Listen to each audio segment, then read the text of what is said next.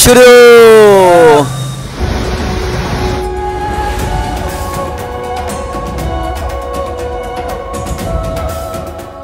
গোয়া নাম শুনলেই চোখের সামনে ভেসে ওঠে বিখ্যাত দুধসাগর জলপ্রপাত। বর্ষায় যার রূপ ভয়ঙ্কর সুন্দর। বছরের অন্যান্য সময়ে জল কম থাকে ঠিকই, কিন্তু গাড়িতে অরণ্য ভেদ করে পৌঁছে যাওয়া যায় প্রপাত কূপের কাছে। তাই তো কথায় আছে, এই ট্রেন থেকে এই দুধসাগর দেখা আর দুধসাগর থেকে ট্রেন দেখা। বিতর্কে না গিয়ে কিভাবে এই ট্যুর সুন্দরভাবে সম্পন্ন করা যায় তার দিশা দেখাবো আজ।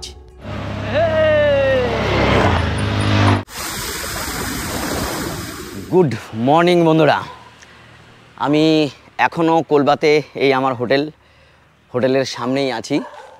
তো এখন আমি এখান থেকে চলে যাচ্ছি আজকে দুধসাগর।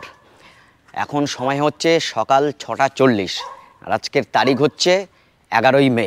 এই আমি স্কুটি নিয়ে যাব আজকে, কারণ দুধসাগর যাওয়ার যে কটা ওয়ে রয়েছে, আমি ভেবেছিলাম এখান থেকে প্রথম মাঠগাঁও স্টেশনে যাব, সেখান থেকে ট্রেনে করে কুলেমে গিয়ে নামবো। আসলে কুলেম পর্যন্ত যেতে হবে আপনি যেভাবেই যান না কেন।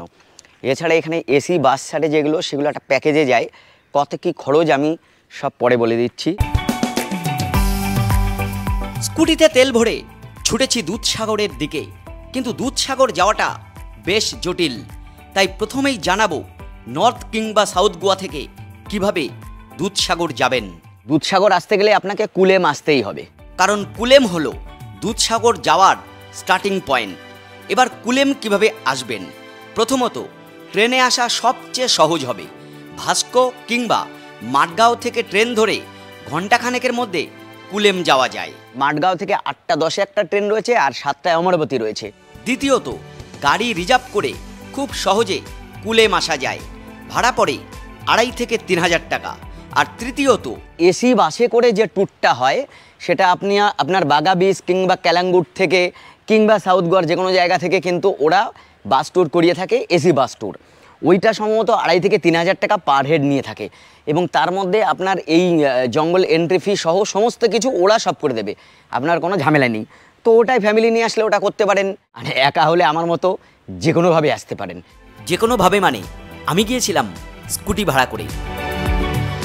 এখন কিন্তু আমি পুরো পাহাড়ের উপর দিয়ে যাচ্ছি, একেবারে মনে হবে দার্জিলিং। অনবদ্য অভিজ্ঞতা, পুরো পাহাড়ি রাস্তায়, খালগুলো দেখুন। আরও একটা গুরুত্বপূর্ণ কথা বলতেই হবে, দুধসাগর যেতে গেলে অবশ্যই আগে থেকে অনলাইনে রেজিস্ট্রেশন করতে হবে। সে বিষয়ে কুলেম দুধসাগর স্টার্টিং পয়েন্টে পৌঁছে ডিটেলসে বলবো। অনেক দূর চলে এসেছি, আমার ওখান থেকে 47 কিলোমিটার ছিল। 47 কিলোমিটারের মধ্যে আমার 30 কিলোমিটার চলা হয়ে গেছে, আর মাত্র 17 কিলোমিটার আছে। এখন বাজে হচ্ছে সময় সকাল 8টা, আর আমি রওনা দিয়েছিলাম 6:45। পালাও পালাও জঙ্গল, কবি কবি ডর লাগতা হে। কেন লাগছে? কারণ এই যে রাস্তা জঙ্গলের ভেতরে, একটা গাড়িও খুব বেশি চলছে না, লোকের তো দেখাই নেই। এই তো একটা গাড়ি, সম্ভবত এই পাহাড়ের ওই দিকেই দুধসাগর। এই আমার স্কুটি এখানে পার্ক করলাম। এখানে স্কুটি পার্কিংয়ের নানান জায়গা আছে, যে কোনো একটা জায়গায় রেখে এবার আমি অফিসের দিকে যাচ্ছি। আমার অনলাইনে রেজিস্ট্রেশন করা আছে, ওই SMS-টা দেখিয়ে টোকেন নিতে হবে, লাইফ জ্যাকেট নিতে হবে। অনলাইনে দুধসাগর জিপ বুকিং করতে হলে গুগলে গিয়ে দুধসাগর জিপ লিখে ক্লিক করুন। এরপর তারিখ, নাম এবং মোবাইল নাম্বার দিলে OTP আসবে। OTP ভেরিফাই হলে আবার ডেট, কতজন যাবেন এবং সরকারি কোনো ID প্রুফ হিসাবে লিখে পে করলেই হয়ে যাবে। এরপর একটি SMS আসবে। এটাই প্রধানত বুকিং অফিসে গিয়ে দেখাতে হবে। তো এই হচ্ছে সেই সরকারি অফিস। এখান থেকে আমার এখন অনলাইনটা দেখিয়ে কোন জিপ নিয়ে যাই দেখি। आप लोग कौन है? ड्राइवर है। এই সব জিপ চালায়, যে দেখুন। অনলাইনে বুকিং করে আসাই ভালো হবে, কারণ অফলাইনে বুকিং পাওয়াই মুশকিল। কারণ অনলাইনে যারা বুকিং করেছেন তাদের পরে সিট ফাঁকা থাকলে তবে আপনি পাবেন। এইখানে যারা অনলাইনে রেজিস্ট্রেশন করে এসেছেন তাদের জন্য এই কাউন্টারে ডাইরেক্ট চলে আসবেন, ম্যাডাম বসে থাকেন সেখানে। ব্যাপার হচ্ছে আমি যেহেতু একা সিঙ্গেল পার্সন, এই জন্য 7 জন না হলে মানে আমাকে এখন ডাকছে না, অন্যদের দিয়ে দিচ্ছে, কারণ যাদের গাড়ি আলাদা আছে তাদেরকে দিয়ে দিচ্ছে। কারণ আমাকে অপেক্ষা করতে হবে 7 জন হলে, তখন আমি শেয়ারিংয়ে যাব, কারণ একটা জিপে 7 জন যায়। না হলে আপনি একাও বুকিং করতে পারেন, আবার 2-3 জন আসলেও একটা জিপ বুকিং করতে পারেন, সেটা অনেক খরচ সাপেক্ষ। আমি এখন টয়লেট যাই, তারপরে ব্রেকফাস্ট কিছু করে রেডি হই, দেখা যাক। দুধসাগর যাওয়ার আগে এই যে পুরি, এইটা খাওয়ার পর তারপর দেখি যদি 7 জন হয়, না হলে কী হবে যায় না। খেয়ে নেওয়া ভালো, ওখানে খাবার পাওয়া যাবে না। অফিস তো এখন পুরো ফাঁকা হয়ে গেছে দেখছি, আর আমি এখন গিয়ে দেখি কি অবস্থা আছে, আমার চান্স হয় কি না। এই ভাই সাহেব আমাদের ড্রাইভার ঠিক হয়েছে, ওনার সঙ্গে যাচ্ছি এখন। ওনার জিপ কোথায় আছে, আমাদের 650 টাকা করে লাগলো, 6 জন শেয়ারিংয়ে যাচ্ছি এই জন্যে। আর অনলাইনে পড়েছিল 289 টাকা। लाइफ जैकेट लेना पड़ेगा क्या? कहाँ से भैया? মেসেজ। এই সব জিপগুলো ছাড়ছে এক একটা করে। এখানে কোন একটা জিপ হবে আমাদের, এইটা এইটা আমাদের, এইটা এখানে বসে যাই। এর আগে আমি দেখেছি যে এখানে লাইফ জ্যাকেটের জন্য 40 টাকা নেয়, এখন অনলাইন যেটা রেজিস্ট্রেশন করেছিলাম সম্ভবত তার মধ্যে ধরে নিয়েছে সব। भैया का नाम क्या है भैया? क्या नाम बोला? এই জার্নি শুরু, এই শুরু হয়ে গেল নদী। ভগবান মহাবীর জঙ্গলের ভেতর দিয়ে আমাদের জার্নি। আর প্রথমেই আমরা এটা ক্রস করব, এই নদী ক্রস করব। অসাধারণ একেবারে এটা, এই দেখুন। ও চলো,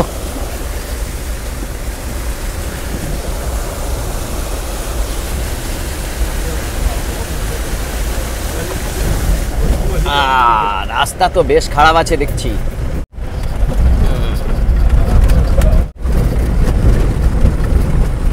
এখন এই বোতল গুনবে কটা আছে, কারণ ফরেস্টের মধ্যে এগুলো ফেলা যায় না। এই সামনেই অফিস। জঙ্গলে ঢোকার কিছুক্ষণ পর বন দপ্তরের চেকপোস্টে চেকিং হবে। বুকিং রসিদ এবং আই কার্ড অবশ্যই সঙ্গে রাখবেন। অনলাইনে আমি টিকিট কেটেছিলাম 289 টাকা। আগে কি হতো, এই লাইফ জ্যাকেট এবং এই ফরেস্ট এন্ট্রি ফি লাগতো 100 টাকা, এগুলো আলাদা দিতে হতো। এখন ওগুলো সব একবারে, আপনি যখন রেজিস্ট্রেশন করছেন একবারে হয়ে যাচ্ছে। আর যদি কপাল ভালো থাকে তাহলে বন্য প্রাণীর সঙ্গে দেখা হয়ে যেতে পারে। বাইসন है না রাস্তার উপরেই যে বাইসন, এই দেখুন বাইসনের দেখা এই জঙ্গলে। ভগবান মহাবীর জঙ্গলের ভেতর দিয়ে যে রাস্তায় আমরা এখন যাচ্ছি, আমাদের 40 মিনিট সময় লাগবে পৌঁছাতে ওখানে, আর ওখানে আমরা 1.5 ঘন্টা সময় কাটাতে পারবো। আর আমি এই যে শেয়ারিংয়ে এদের সঙ্গে যাচ্ছি, এই দেখুন। কেসে লাগা? আচ্ছা, আরও একটা নদী ক্রস করবো এখন। এই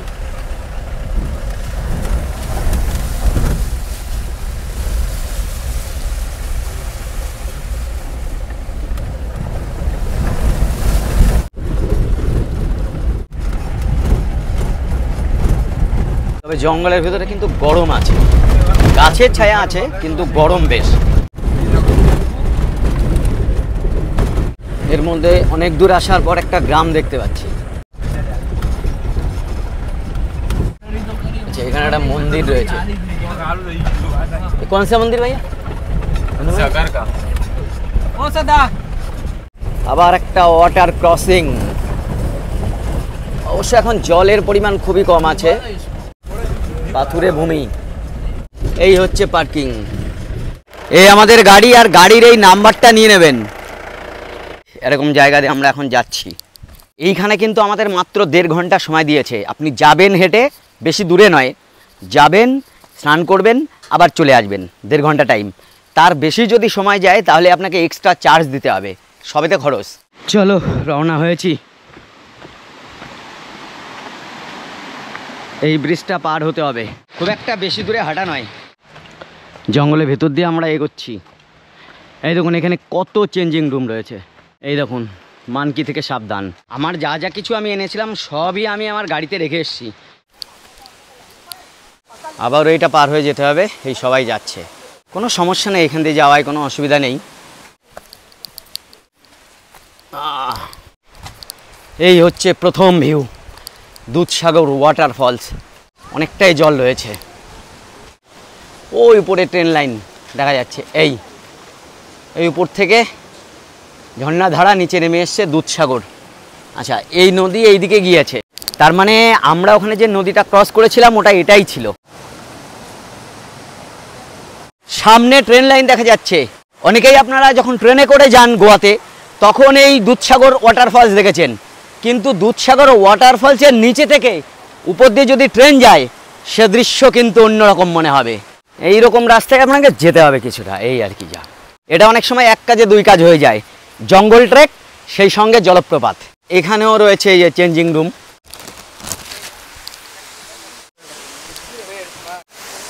এই চলে এলাম।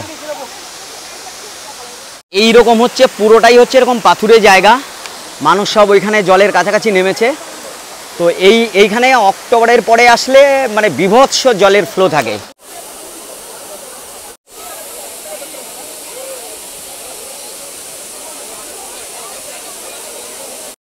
এইখানেই অনেকে নেমেছে, এরা বসে আছে, এরাই কিন্তু ধরে।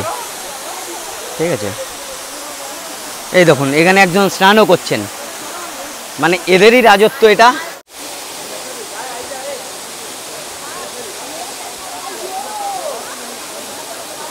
তবে এইখানে কিন্তু জল বেশ গভীর, বেশ গভীর।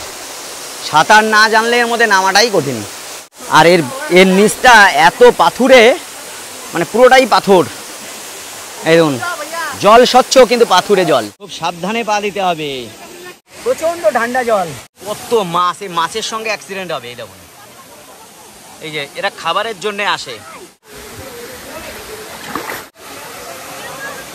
মাছ একদম কাছ থেকে দেখুন মাছ। ও, গোয়া আসলে দুধসাগর আসতেই হবে। জল কিন্তু ভালোই আছে এখন। আমি শুধু মাছ দেখছি, ধরা যায় নাকি দেখি। একটা তো ধরা যাচ্ছে না। এই দেখুন, এই ভাই, এই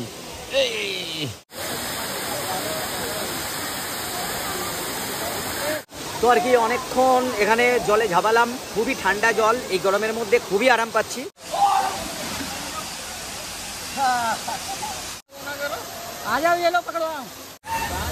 এই দেখুন, বললাম না সেই ট্রেনের দেখা, সেই ট্রেনের দেখা।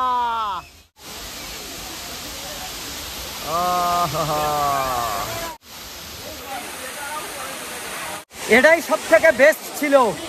মানে সবাই তো ট্রেন থেকে দুধসাগর দেখেন, আর আমি আজকে দুধসাগর থেকে ট্রেন দেখালাম। তবে এখানে স্লিপ কেটে পড়লেই মরতে হবে কিন্তু। ওই খাবার পেয়েছে, এই যে খাবার খেয়ে নিচ্ছে। দেখুন কার ব্যাগে খাবার পেয়েছে বের করে সব খেয়ে নিচ্ছে।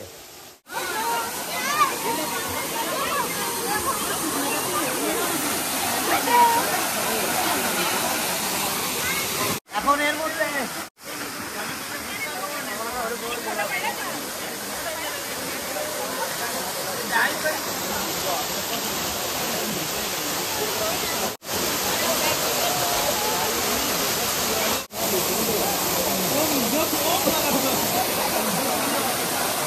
যদি জল হঠাৎ বেড়ে যায় এখানে যে কজন আছে সব মারা যাবে। আমার পায়ে মাছ কামড়াচ্ছে, মাছে ঠুকরাচ্ছে পায়ে। कैसे लग रहा है? बहुत मजा है यार। भोल्ट ব্যাগ, এই ব্যাগ সব খুলবে এরা।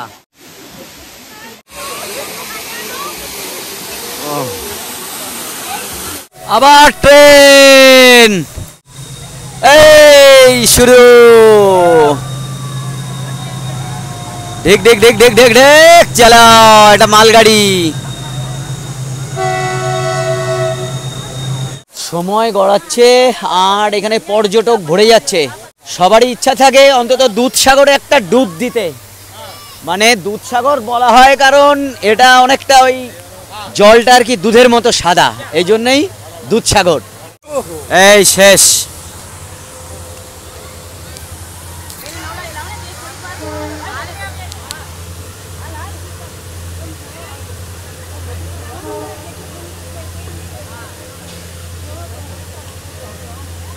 শেষে এটাই বলবো, অসাধারণ অভিজ্ঞতা।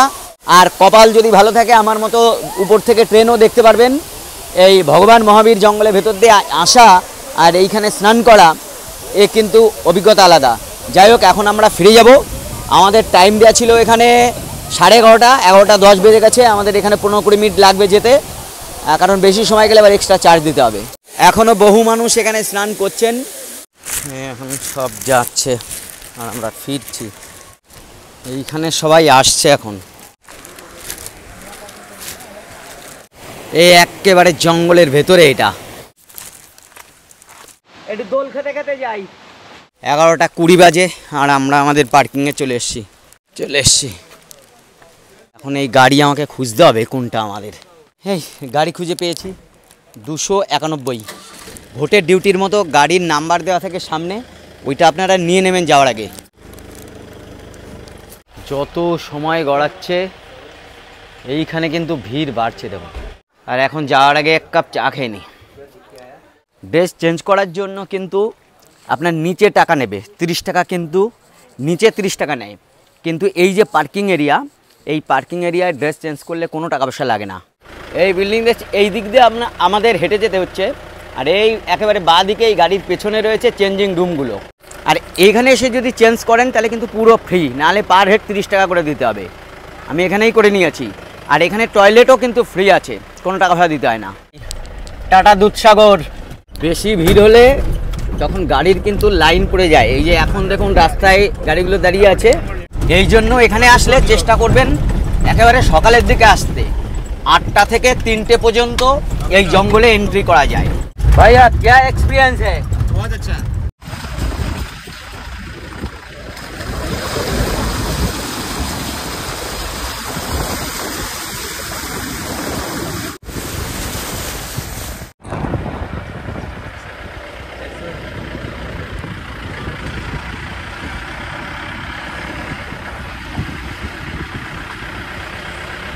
ফিরে চলে এসেছি আমি। আর এখান থেকে এই কলা আর এই রুটি নিলাম।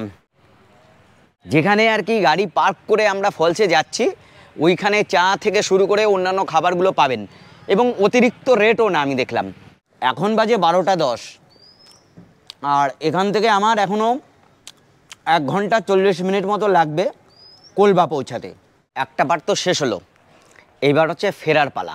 ফেরাটার ব্যাপার হচ্ছে এইখান থেকে ফিরে যাওয়াটাও কিন্তু একটু টাফ, কারণ এখান থেকে বিকেলের দিকে আপনি যখন ফিরে আসবেন ওই 12টা 12:30 পর, 12:20 একটা ট্রেন আছে। ওই ট্রেনটা আমি দীর্ঘদিন ধরে ফলো করছি যে ওই ট্রেনে আমি ফিরবো, কিন্তু দেখছি যে ওই ট্রেন ম্যাক্সিমাম দিন কিন্তু ক্যান্সেল থাকছে। সুতরাং সেজন্য আমি ওর উপর ভরসা করতে পারলাম না। আবার ফেরার পথে অমরাবতী প্রত্যেক দিন চলে না। আমি যেমন আজকে 11 তারিখ এসেছি, আজকে কিন্তু ওই ট্রেনটা চলে না। যার জন্যে হয়েছে কি, আমি সেই ভরসাটা করতে পারিনি, যার ফলে আমি স্কুটি নিয়ে আসছি। আপনারা গাড়ি বুকিং করে নিয়ে আসতে পারেন, ক্যাব বুকিং করে নিয়ে আসতে পারেন। এবার বাসের কথা দেখুন, এখানে কিন্তু বাস খুব একটা বেশি চলে না, সংখ্যায় খুব কম, এবং মানে বারবার ভেঙে আপনাকে যাতায়াত করতে হবে। এই একটা সমস্যা রয়ে গেছে, যার জন্য বাসের ভরসা করা যায় না। তাও কেউ যদি আসার পথে ট্রেনে করে, মাঠগাঁও থেকে 8:10 একটা ট্রেন রয়েছে আর 7টায় অমরাবতী রয়েছে, এগুলো ধরে যদি এখানে চলে আসতে পারেন কুলেম, দিয়ে ঘুরে ফিরে শেষে আপনি বাসে ভেঙে হলেও ফিরতে পারবেন। তো এই পর্যন্ত আপাতত থাক, দেখা হবে পরের ভিডিওতে অন্য কোনো জায়গায় নিশ্চয়ই। ততদিন ভালো থাকবেন আর ভিডিওর অপেক্ষায় থাকুন, এইটুকুই তো আশা আর কি।